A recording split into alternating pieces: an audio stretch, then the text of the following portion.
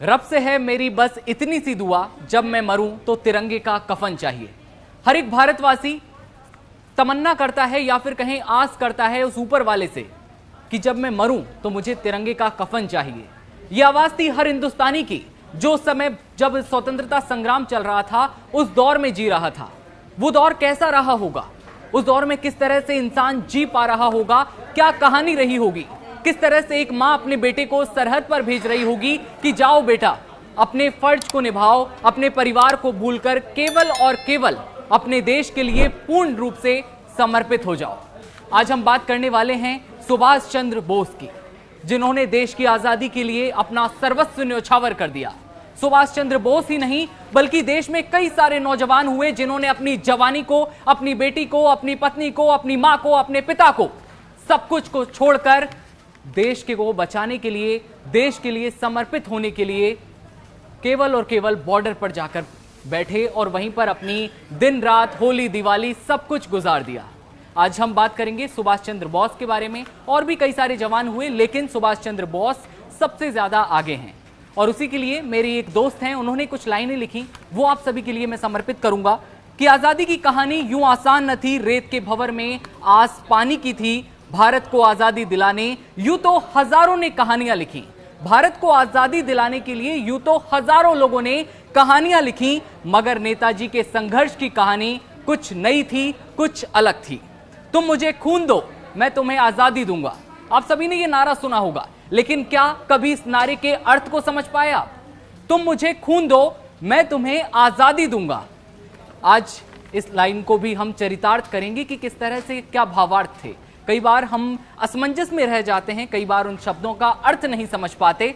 आज उन शब्दों का भी हम अर्थ समझेंगे। ये सिर्फ नारा ही नहीं, विश्वास की धारा थी, जहां भारत मां की दहलीज पर कुछ अपनों ने बगावत की थी। सारा देश जाग उठा था, कहानी जो आजादी की लिखनी थी, दुश्मनों की जो खाल उधड़नी थी।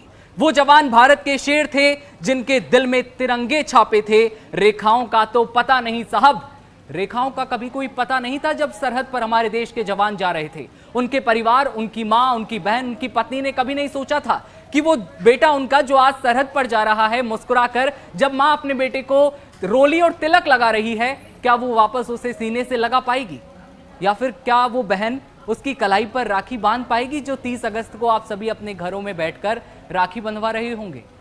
कैसी भावनाएं रही होंगी, कितना दर्द रहा होगा। लेकिन एक पिता जो कि मुस्कुराकर अपने बेटे को भेज रहा था और कह रहा था, जाओ अपने परिवार का, अपने मां का नाम रोशन करो। आगे बढ़ते हैं। रेखाओं का तो पता नहीं, आजादी की नब्ज वीर पुरुषों ने जान ली थी।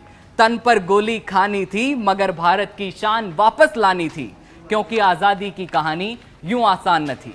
जी हां, आजादी की कहानी इतनी भी आसान नहीं थी, जैसा कि मैंने आपको पहली पंक्ति में ही कह दिया था कि आजादी की कहानी इतनी आसान नहीं थी। आज हम वही आजादी की कहानी आप सभी के सामने रखने जा रहे हैं। सुभाष चंद्र बोस की कहानी आप सभी के सामने रखने जा रहे हैं, तो बने रहिए हमारे साथ इस खास रिपोर्ट में। आगे बढ़ते हैं। तो ये थी सुभाष चंद्र बोस की कहानी, जो कि हमेशा से अपने जीवंत रूप के लिए, अपनी जिंदा दिली के लिए, अपने रहस्यमयी जीवन के लिए जाने जाते हैं। आज भी उनकी मौत को लेकर कई सारे लोग बड़े बड़े सवाल खड़े करते हैं। किसी का कहना है कि उनकी मौत कोई मौत ना होकर एक बहुत बड़ा रहस्य है, उनकी मौत एक मौत नहीं है, या फिर कुछ लोग कहते हैं कि सुसाइड। ऐसा बिल्कुल नहीं है। उसके पीछे क्या बड़ी साजिश थी, या फिर कोई ऐसा व्यक्ति जो कि अपना था, किसी अपने ने सामने आकर कहीं उनके पीछे आकर उनकी ही हत्या तो नहीं की। ये बड़े सवाल हैं, लेकिन इसको लेकर कई बार असमंजस की समस्याएं पैदा होती हैं और उसी को लेकर हमने आपके लिए ये वीडियो बनाया है, जिसमें साफ तौर पर हमने बताया कि किस तरह से घटनाएं जीवंत रूप में हुई, किस तरह से क्रमवार रूप में वो विमान से जाते हैं, वहां पर एक्सीडेंट होता है, किस तरह से वो विस्फोट हुआ और किस तरह से ये घटना हुई। दर्दनाक घटना है। देश का एक अमर जवान जब भगवान के पास पहुंचता होगा तो शायद वहां भी एक फेस्टिवल होता होगा कि असली हीरो आया है, जो कि अपने असली जीवन के किरदार में वाकई एक बेहतरीन नायक है।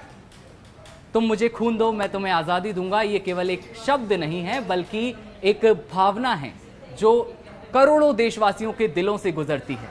40 करोड़ की जनसंख्या उस समय थी। 40 करोड़ लोगों के रोंगटे खड़े हो गए थे जब उन्होंने नारा दिया, तुम मुझे खून दो, मैं तुम्हें आजादी दूंगा। इंकलाब जिंदाबाद, भारत माता की जय के नारों से वो सभा पूरी तरह से गुंजायमान हो जाती है।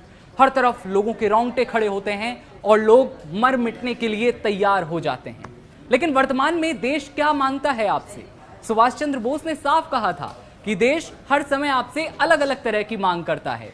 ऐसे में आप इस बात को समझें कि देश अब मरने और मिटने की बात नहीं करता, बल्कि देश अब कहता है आप अपने कर्म को ईमानदारी से करिए। आप जो भी कर रहे हैं बस ईमानदार रूप से करते रहिए।